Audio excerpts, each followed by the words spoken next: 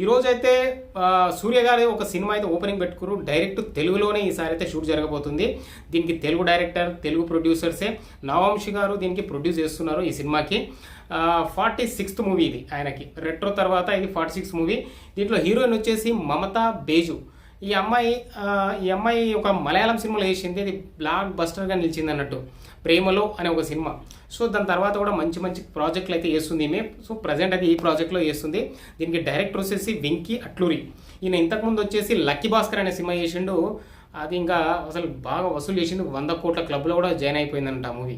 So చాలా బాగుంటుంది cinema. చూడని వాళ్ళు ఉంటే మాత్రం సినిమా చూడండి, కొంచెం నాలెడ్జ్ వస్తుంది మీకు. వాట్ ఈజ్ వాట్ అని అసలు స్టాక్ మార్కెట్లో ఏం జరుగుతుంది అనేది మాత్రం తెలుసుకోవాలంటే ఓ సబ్జెక్ట్ నాలెడ్జ్ వస్తుంది. కాబట్టి ఆ సినిమా అయితే మీరు చూడండి. కొన్ని సినిమాలు చూడాలి మనం, నాలెడ్జ్ కోసమైనా సినిమాలు చూడాలి, ఎంటర్టైన్మెంట్కి కాదు. ఓకే. అండ్ ఈయన ఇంతకుముందు కూడా చేసిండు అన్నట్టు, మిస్టర్ మజ్ను అఖిల్తో చేసిండు, అది ఫ్లాప్. తర్వాత రంగదేన్ చేసిండు నితిన్తో, అది ఫ్లాప్.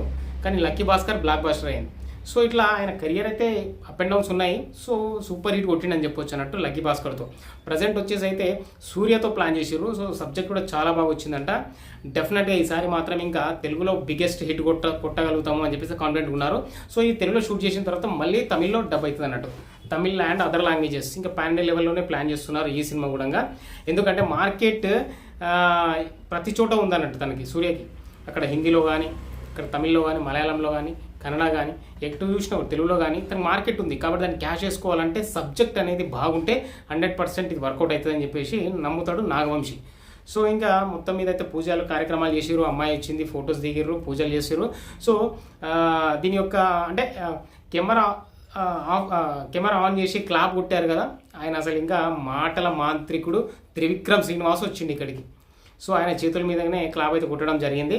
సో ఎనీవే ఈ సినిమా అయినా బాగా హిట్ కావాలని కోరుకుందాం. ఎందుకంటే రెట్రో అయితే ఆ సినిమా వసూలైంది అంటారు, కానీ ఆ సినిమా అస్సలు నచ్చలేదు నాకైతే. ఆ సినిమా ఫ్లాఫే ఎట్టి పరిస్థితిలో. వాళ్ళు చెప్పడం చెప్తూనే ఉంటారు 235 కోట్లు కొట్టిందంటే అందరు షాక్, అసలు ఎట్లా కొట్టింది అని చెప్పేసి. మీకు కూడా తెలిసే కామెంట్ చేయండి. అట్లాగే సూర్య సినిమాలు అయితే చాలా బాగుంటాయి, చాలా డిఫరెంట్గా ప్లాన్ చేస్తారు. మరి ఈ సినిమా ఎలా ఉంటుంది ఏంటి అనేది మాత్రం వెయిట్ చేయాల్సిందే మనం. దీనికి సంబంధించిన స్టోరీ కూడా, లైన్ అనేది కూడా బయటకు వస్తుంది తొందరలో. సో దీని విషయాలు కూడా నేను అప్డేట్ అయితే చేస్తూ ఉంటాను. ఫాలో చేయండి, కామెంట్ చేయండి. సూర్య గారి సినిమాల్లో ఏది ఇష్టం అనేది మాత్రం కింద మెన్షన్ చేయండి. Thank you for watching this video. జై.